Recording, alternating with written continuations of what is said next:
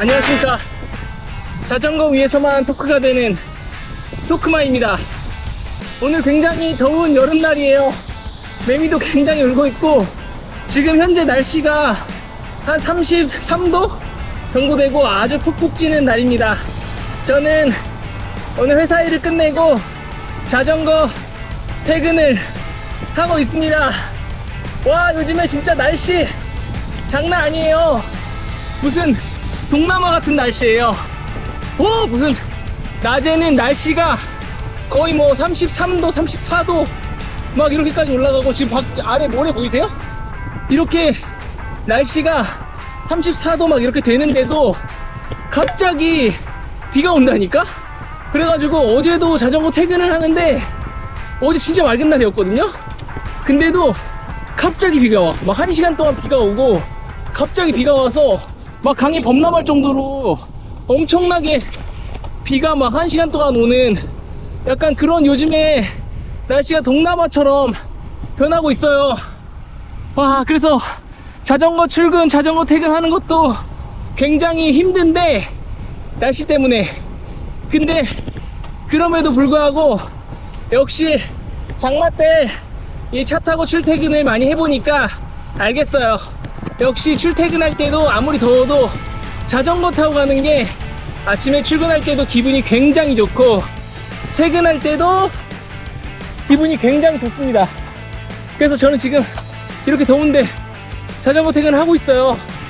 야, 쉽진 않지만 기분은 굉장히 좋습니다. 예, 그래서 오늘 이렇게 자전거 퇴근을 하면서 여러분들과 함께 털어볼 주제는 바로, 와씨, 이게 지금 이렇다니까? 맑은 날씨인데 어제 비 온 것 때문에 여기가 지금 난리 개박살이 났어요. 여기 그냥 지나가면 물 다 튀고 난리 납니다. 예, 그래서 오늘 자전거 퇴근을 하면서 여러분들과 함께 털어볼 주제는 바로 첼로에서 도그마로, 엔트리급 자전거에서 바로 이 기암급 자전거 도그마 F12로 바꿨을 때 과연 어떤 차이점이 있었는지에 대해서 아주 토크마의 주관적인 관점으로 오늘 한번 털어보도록 하겠습니다. 여러분, 저랑 같이 집에 퇴근하시죠. 빨리 신난다.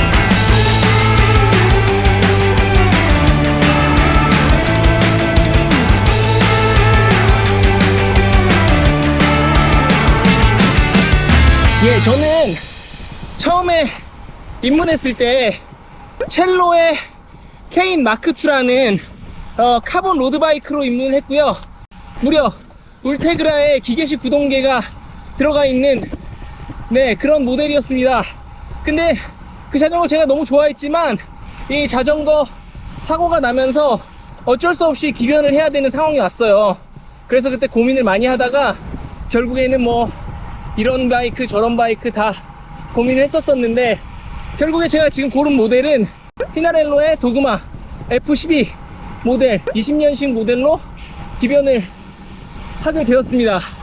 어떻게 보면 그 첼로라는, 여기도 물이 있어. 요즘에 진짜 비가 와가지고 자도에 이렇게 알 수 없는 물이 엄청나게 많다니까요.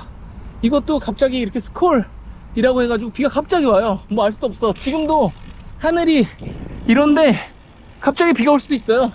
알 수가 없습니다. 기상청도 알 수가 없어요. 예, 그래서 다시 말을 이어가자면, 첼로에서 이제 엔트리급 이 로드바이크에서 바로 기암급 도그마 F12라는 모델로 제가 기변을 했습니다. 기변을 해서 이제 느낀 것들이 어느 게 있었는지, 제가 지금 도그마를 탄 지는 한 1년 반 정도 도그마를 계속 타고 있어요. 그래서 이 정도면은 기암급 바이크를 사서 어떤 것들이 달라졌는지, 와, 여기 진짜 조심해야겠다. 다 모래야.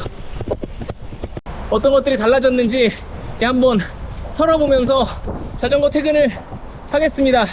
제가 첼로를 탔을 때도 역시 자전거로 출퇴근을 하고 회사에다가 이렇게 세워놓고 그랬고, 지금 역시 도그마를 타고 가서 회사에다가 세워놓고, 그리고 뭐 비가 와도 그렇게 자전거를 타고 지금도 뭐 비가 와도 역시나 뭐 도그마라고 해서 아끼거나 뭐 특별한 대우를 하면서 자전거를 타고 있지는 않습니다.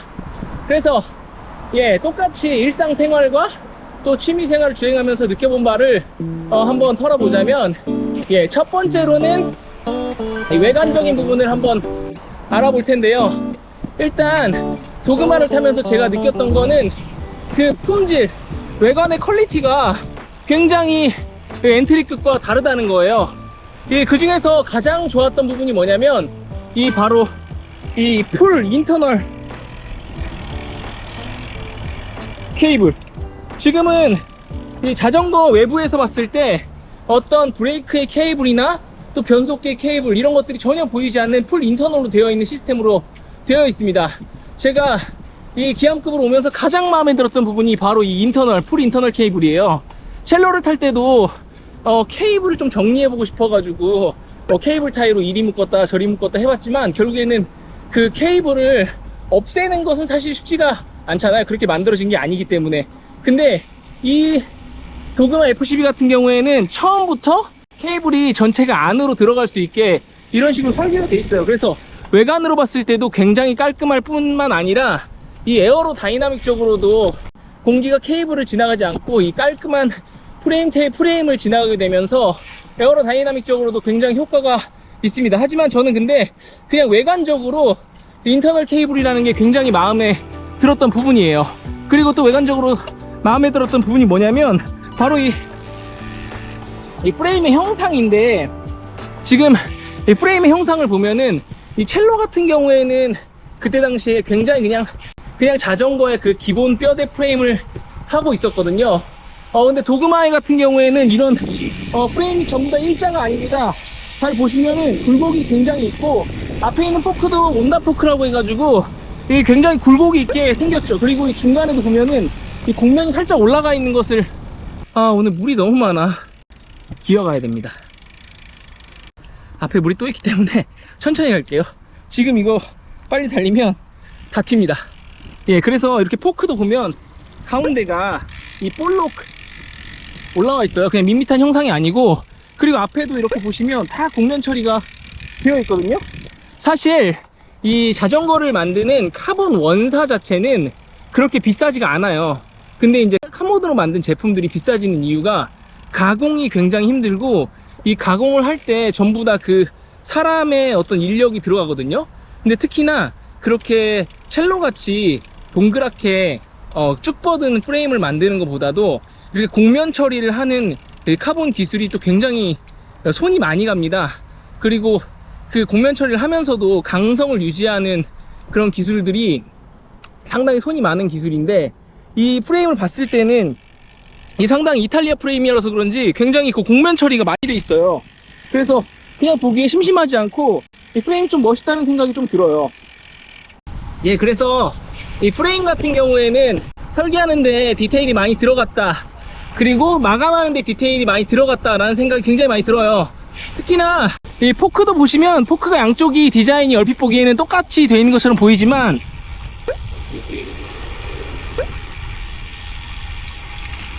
네, 위에서 보면 브레이크 쪽이 포크가 조금 더 두꺼워요.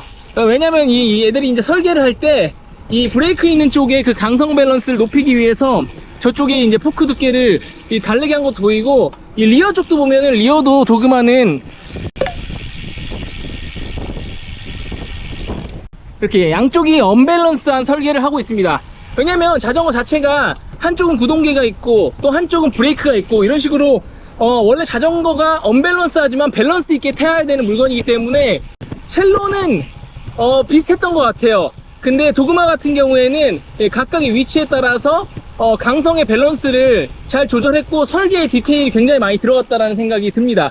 그리고 그거를 만듦새에 있어서 굉장히 꼼꼼하게 잘 만들었다는 생각이 들어요. 그리고 그 다음으로 이 도그마의 품질에서 느껴지는 것 중에 좋은 부분이 이 도장의 퀄리티입니다. 첼로 같은 경우도 역시 요즘에 뭐 디자인돼서 많이 나오긴 하지만 저는 이 커스텀 되어 있는 데칼이 굉장히 마음에 들거든요. 이 데칼의 컬러도 그렇고 이 도장이 되어 있는 도장의 면도 굉장히 퀄리티가 높습니다. 도장면 자체가 굉장히 균일하다는 느낌이 굉장히 들고, 그리고 특히나 신경 쓴 부분이 이 탑 튜브에 보면 같은 검정색인 것처럼 보이지만 이 카본 함사가 살짝 비치기에 탑 튜브는 그렇게 도장이 돼 있어요. 그러면서 이 그라데이션으로 살짝 회색이나 검정색으로 변경이 되도록 이런 그 도장의 디테일 부분도 굉장히 신경을 많이 쓴 것을 볼 수가 있습니다. 역시나 이 프리미엄 브랜드답게 이런 작은 하나하나 부분에서도 굉장히 신경을 많이 썼어요. 뭐 이런 전용 핸들바가 있는 것도 굉장히 신경을 많이 쓴 걸로 보여요. 요즘엔 물론 다 전용 핸들바가 있지만 예전에 같은 경우에는 저가형 브랜드들은 핸들바를 뭐 다른 브랜드들 혼용해서도 많이 썼거든요. 예, 이런 것들에서 이 프리미엄 같은 느낌이 많이 들고, 자, 그렇다면은 성능적으로는 어떤 부분이 많이 달라졌을까요? 제가 주로 평지에서 자주 타는 코스가 탄천길을 이용해서 잠실까지 가는 약 30km 평지 코스를 굉장히 자주 이용합니다.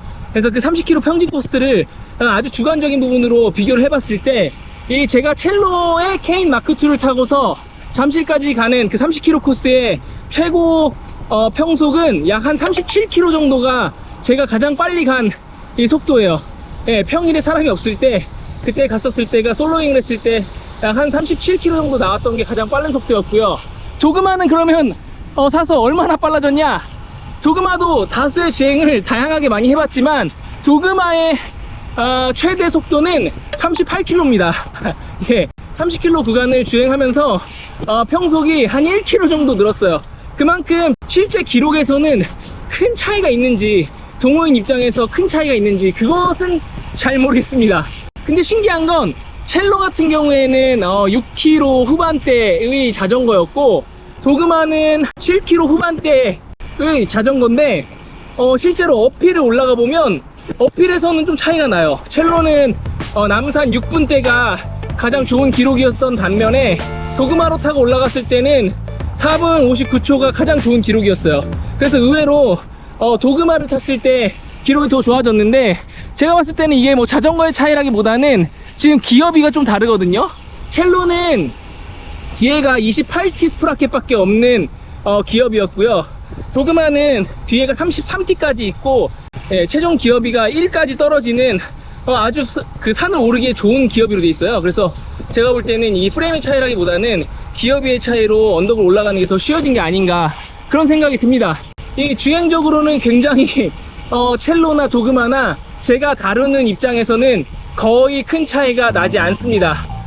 그럼에도 불구하고 감성적으로는 좀 큰 차이가 느껴지긴 해요. 첼로보다 확실히 도그마를 탔을 때 고속 안정감이라고 하나요? 이 고속에서 다운힐을 하거나 혹은 고속으로 지속주를 했을 때 그 스테빌리티가 굉장히 달라요.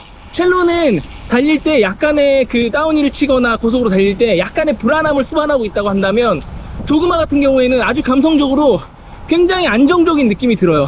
마치 이 빠른 속도를 위해서 프레임이 설계됐다 라는 생각이 들 정도로 굉장히 안정성이 높습니다.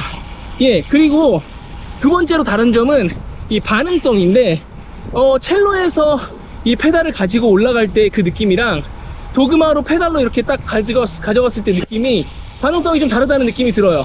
제가 이제 스프린트를 치거나 혹은 이렇게 인터벌, 이 도그마는 바로 반응해서 제 힘을 노면에다 전달해주는 느낌이 가장 강했고요. 첼로는 그거보다는 조금 더 무딘 느낌이 들었습니다.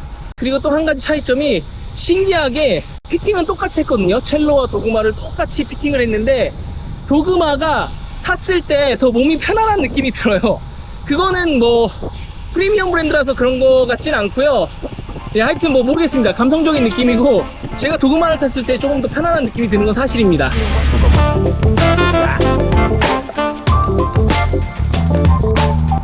예, 정리를 하자면 이 외관과 완성도 측면에서는 이 확실히 프리미엄 브랜드답게 특징 있는 외관을 가지고 있고, 그리고 완성도나 마감 측면에서 굉장히 높은 퀄리티를 보이고 있습니다. 하지만 성능 측면에서는 동호인 입장에서는 큰 차이를 보인다고 말씀드리기는 어려울 것 같아요. 하지만 감성적으로 느껴지는 부분, 확실히 이 고속주행이나 다운힐 같은 그런 주행에서는 굉장히 안정적인 스테빌리티를 보유하고 있고, 반응성 부분에서도 좀 있는 것은 확실해 보입니다.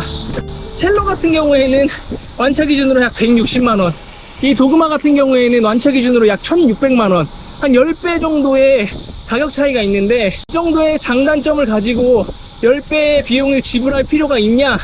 제 결론은 그렇습니다.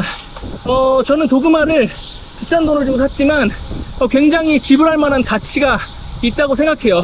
왜 그러냐면, 저는 이제 자전거를 굉장히 좋아하고, 이 자전거 업계에서 추구하는 프리미엄이랑 이 자전거 업계가 현재 개발하고자 하는 그 방향과 뭐 그런 것들을 다 느껴보고 싶었거든요.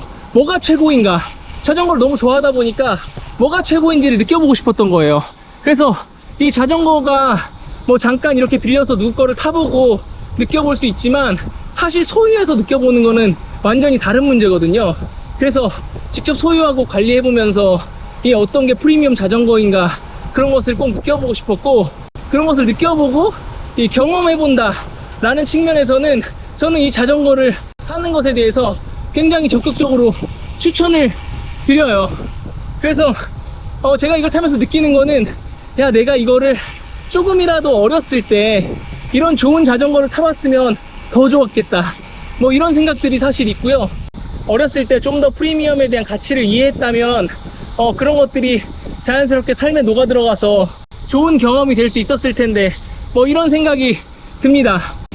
예, 그래서 꼭 이렇게 하차감이나 이 과시할 목적이 아니더라도 자전거를 좋아하시고 내가 이 자전거를 사서 유지하는데 생활에 큰 부담이 없으시다면 이런 프리미엄 자전거를 사서 한 번씩 타보시는 것도 저는 굉장히 좋은 경험이 될 거라고 생각합니다. 그래서 굉장히 추천을 드리는 바입니다. 예, 이렇게 털어보는 동안 어느새 집에 거의 다 온 것 같고요. 오늘도 여러분들과 재밌는 이야기를 해서 퇴근하는 시간이 굉장히 짧고 즐거웠던 것 같습니다. 다음에도 더 재미있는 이야기로 찾아뵙겠습니다. 지금까지 토크마였습니다. 감사합니다, 여러분. Yeah, now I know the straight life is a no-go. I was wrong. I tried to get domesticated, but yesterday I finally couldn't take it, and I was gone. I probably should have told my wife, but the minute I saw the light, I just dug out my boots and threw out the fanny pack, sold the van and got my old Harley back, cranked up the bike and flew out the cul-de-sac, straight to the nearest bar.